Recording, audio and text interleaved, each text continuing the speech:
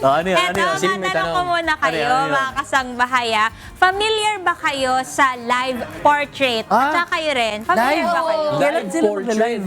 Hindi. Social Eto media. nga, kasi Live selling Joshua. lang, te.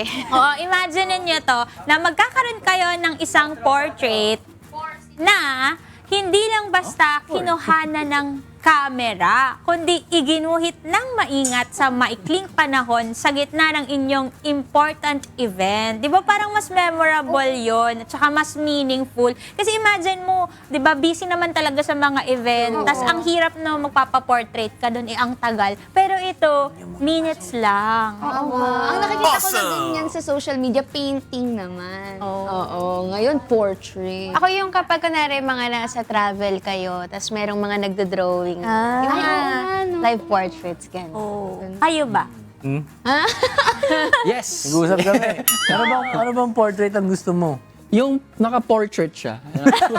Kasi pag landscape, hindi na siya live. Parang nakakapalit kasi pag portrait. Kasi live landscape na yun. live Kaya lang. live portrait lang, di ba? Ganun lang. oo. Kaya ngayong araw na lang mga kasambay, sisilipin natin ang mundo sa likod ng bawat kulay at linya ng makakasama nating live portrait artist. Walang iba kundi si Jai Alano. Good morning! Miss Jai Ayan. Right, please meet our viewers. Hello po, good morning po. Since we're talking about ito nga pong live portrait, paano po kayo nagsimula ng ganitong klaseng art? At paano yung nahanap yung ganitong niche? Kasi live portrait di ba? Actually, nag-start lang po ako last year when a client Last year lang? reached out to me kung kaya ko daw ba gawin. I had zero experience. So parang ako, kaya ko ba to? Kaya ko ba gawin to? Pero kumbaga, parang nag-practice lang ako, nag-prepare ako ng as in maigi. May client kasi ako, ayan po sa screen. Galing. Nakita niyo yung artwork ko na yun from 2021 pa. So, nung pandemic lang po ako nag-start mag-sketch talaga. Tapos na-develop siya, na-develop. Then, yun nga po, may client na nag-reach out. Tapos sabi ko, sige, gawin, itatry ko po. Tapos after po nung first event na yun, actually, parang na-realize ko, parang kaya ko palang gawin. What if i-market ko and i-try ko siyang gawing business po? Pero hindi ba siya nakaka-pressure? Kasi ginagawa mo ng live, di ba? Tapos minsan, hindi mo naman malay yung mga nanonood na sa'yo. Kasi dinodraw Actually, dun po ako nag-pressure as in yung minsan Inaabangan nila eh. yung mga yung mga lolo, lola, as in parang nakatingin talaga. Hoy, parang di ganyan yung ilong ko Parang laki ng ano ko Ang laki dyan. ng ilong ko dyan May pressure po talaga. Pero kumbaga, since nakailang events na rin po ako, sanayan na lang rin talaga. Oh. So, anong ginagawa mo para kapag gano'n nakakaramdam ka ng pressure, still magawa mo pa rin ng maayos yung portrait? As in, focus lang po ako sa paggawa talaga. Parang as in, nawawala yung ibang tao sa paligid na as in, kailangan gawin ko lang ng malinis ko ano yung ginagawa ko, yung sa usually, as in, nagfo-focus ako sa details. Okay. Ang style ko po kasi is very stylized. So, hindi naman siya as in super kamukha. Pero mas yung resemblance and yung likeness lang. So, mas dun ako nagfo-focus sa hair, sa nose. Ay, nako, parang maganda ito si Ian, yung isang dito. Bakit naman? Oo, kasi mag-focus daw sa hair, tsaka sa panga daw. Ay, nako. Sabi no si. Ay, no, si Pero may Jo. tanong muna ako bago i-drawing si Ian. Ano po ba yung mga tools na kailangan niyo po dito sa live portrait? Ang usual na gamit ko po kasi is nag-sketch muna ako kasi Okay. hindi ko po kaya as in mag-straight eh. Okay. So, sketch muna and then I use marker po, then erase ko, then I just use a highlighter para lang kumbaga yung shadow nung mismong portrait. Okay. Pag tingnan mo dito sa malayo, kala mo printed, no? Ako nga eh.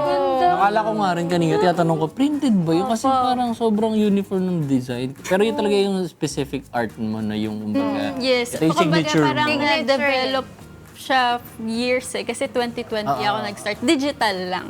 Opo, digital. Tapos nag-transition ako yun nga po, nung may client na nag-invite sa akin, if kaya kong gawin. So, nag-transition ako to traditional. Pero medyo mahirap siya kasi if familiar kayo sa digital, kasi kapag yung nag-undo, yung nag-double tap na, so hindi mo siya pwede gawin in real life. Pero Correct. Hindi ko ito pwede- ba, Miss Jai, pinag-aralan mo? Part ba to ng course mo sa university? Yes. Actually, I graduated from Asia Pacific College. Multimedia Arts po yun. So, iba-ibang... Actually, hindi siya specific lang sa'yo kasi may illustration, may film, may animation. Pero mas nag-ano ako sa illustration. Pero at the same time, film din kasi may part-time din ako pag sa film naman. Alam mo, Miss Jai, ang natatandaan ko sa kind of yung style mo ng pagdodraw ng portrait, yung mga nasa storyboard, na ganyan yung mga kaya Sa mga commercial, di ba? animation, Oo, no. gano'n. Galing. Kunyari, ito kakakain siyang burger, tapos Ang storyboard doon. ang sarap. Oo, galing. Pero Miss Jai, paano mo nababalanse yung pagiging creative tsaka yung pagiging entrepreneur? Kasi pinagsasabay mo di ba? Yung pagdodrawing yun na rin yung business mo. Paano mo siya pinagsasabay? Mahirap ba siya? Paano ka nag-start? Actually, medyo mahirap nga po. Kasi, kumbaga, since ako din yung nagdodraw, logistic-wise, as in back-end, pag-prepare ng mga materials, ako rin po yung nag-research and bumibili rin ng mga gamit. Actually, medyo mahirap po. Pero, kumbaga, feasible naman po. Kumbaga, ito naman po talaga yung gusto kong gawin na work. So, kumbaga, nababalance. Kakayanin naman. Uy, Pero tanong ko lang kunyari sa ano yung pinakamalaking event na nagawa mo? Kasi naisip ko, eto lahat to, hand-drawn talaga. So iniisip ko, paano pag sobrang daming tao? Saka ilan? Ilan yung parang Lang. Ilan, ideally kaya? Lahat ba dun sa event pwede magpa-drawing Kaya nga di ba? Yung photo Na may limit lang eh. What if 4,000 yung umakyat? Tapos lahat sila kaya isang event yung 4,000 na 40. actually po, pag sa event, ang max ko is 100. Ay, 100 max. Kasi syempre nga naman. Pinakamarami po is nung kailan ba? Nung destination wedding siya sa Davao. So, parang 200 packs yung ano nila. Pero kapag dobleng ganun, I do advance portraits. Basically, nagsasend ng photos in advance yung guests. Pwede Punta pala. na yung mga entourage, mga VIPs. Okay. Tapos, gagawin ko na in advance. Tapos, yun po. Yung kalahati, yung 100 packs. Yun yung live. Saka ko siya gagawin. Ay, ayos naman. Kaya pa rin naman pala kung sakaling malaki yung ano Yes, nila po. event. Gano'n niyo po katagal dinodrawing yun sa buong event? Meron ba ikaw timeline na, for example, 4 hours lang po ako sa event niyo, matatapos? Kapag 100 po, mga malamalagan po, 4 to 5 hours yung max po. Tapos, hindi lang naman po ako, I have assistants as well na nag-assist pag-erase nung ano. Pero yung as in yung sketch and yung Ikaw, mismong kayo lining, po. yes, ako po lahat.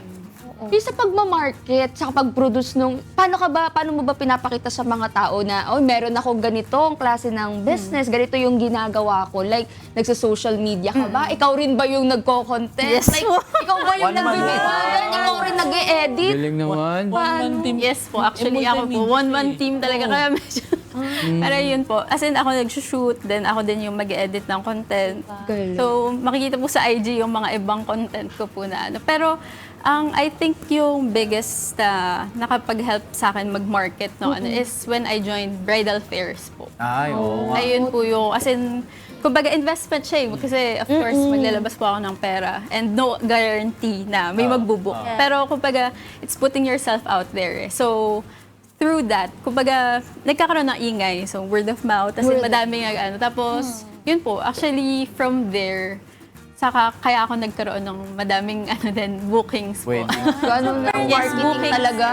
Word of Mga mouth events. talagang number At one. saka ito very personalized kasi yan ay gusto ng mga couples ngayon sa mga event. Yun talagang mafe-feel ng mga guests na, ay, ito, ako to, nung pumunta ako dun sa wedding, nung pumunta ako sa birthday. Kaya marami talagang makakagusto nito.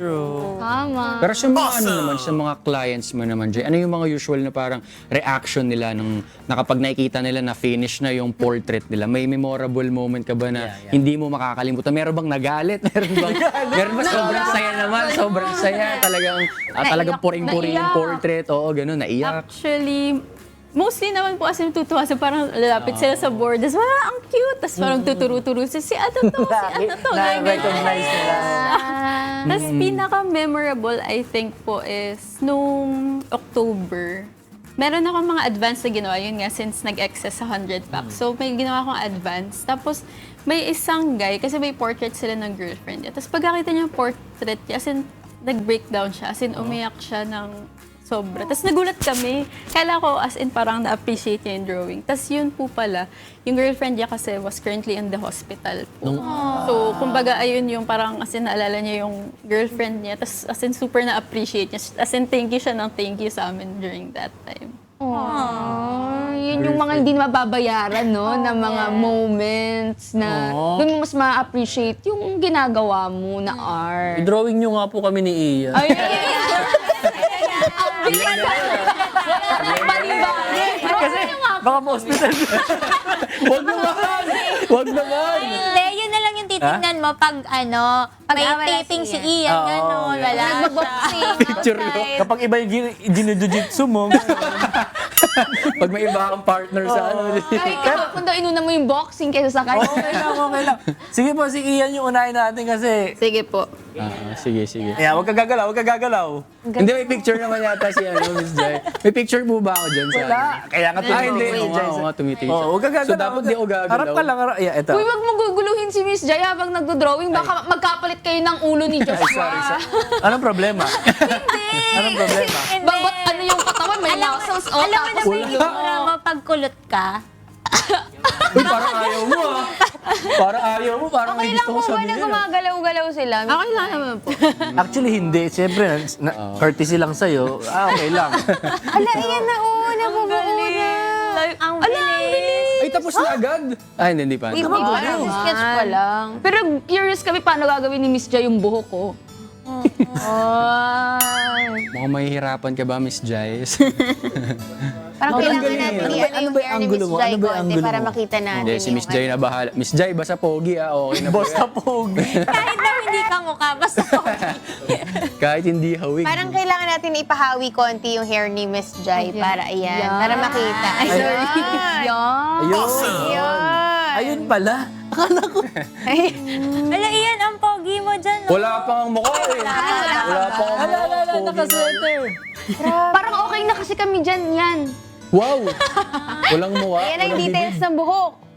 Ang galing, ang bilis no. Pag ikaw talaga yung artist ka talaga, ang bilis mo gagawin. Siguro kung ako yan, mga one art. At saka dito natin mapapatunayan na hindi tama yung stereotype na, kapag ka-arts major ka, walang pera dyan. True. Meron at meron talaga, di ba? At saka hindi nakadepende doon sa tagal tsaka bilis kasi, kunyari, ganito kabilis. Ano ba yan? Ang bilis mo lang ginawa, tas parang ang baba ng value ng iba, di ba? Tama. O hindi nakadepende doon. Kaya mabilis ko nagawa to kasi matagal kong pinrak.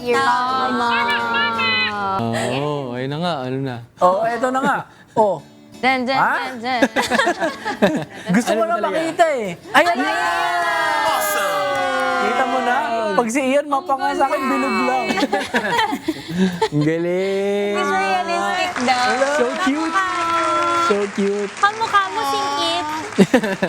Ang cute. Alam mo, agad daw kasi sa buhok pa lang Pwede eh. na oh. sila ilagay sa animation ng mga movie. Ang cute! Ang bilis The lang yan ha. Broskies, yun yung title. Tinan mo, kita-kita yung dibdib ni Ian, no? Uy, wala yun! Confident nyo Parang naman yung kay naman- Joshua. yung nandito niya, oh. Ano ba yung dito May na? bulsa din. Ay, yung ano, the details. The details. Yung pockets daw kasi. Tsaka i-appreciate natin na grabe, ang bilis lang ginawa ni Miss Jai to. Tapos ito na kagad talagang ma-appreciate ng taong pagbibigyan mo nito. Or kapag ikaw mismo nagpa-portrait ka, parang mapapawaw ka talaga. At saka yung reaction po namin, mga kasangbahay, genuine to. So imagine nyo, pag sa event nyo, gagawin nyo to, ganito Oo rin nga. ka-genuine yung saya ng mga bisita. Thank you so much, Miss Tsaka yung Jai. outfit talaga yung ma-appreciate. Kung bawa, nag-OOTD ka nung araw na yun. Tapos yun din yung nakalagay doon na maganda yung maaalala details, mo, no? Maaalala mo siya. Oh, memorable. At saka medyo binawasan ako ng timbang dito sa drawing. Kaya okay na okay. Thank you so much. Pwede ba yun, sasabihin, Miss Jai, pwede pa konting Pa-contour. mga ganun. Pinapakontour. Patapusin niyo po yung ilong ko Pwede lagyan ka ng konting nose line. Baka sabihin ni Miss Jai, nagdo-drawing lang po ako. Hindi po ako nagre-retoke. Di ba ako magician? Mali eh. Oh, pero Miss Jai, para po dun sa mga gustong gawing negosyo, yung kanilang art, ano po yung pinaka-importanting advice po na maibibigay nyo naman sa kanila?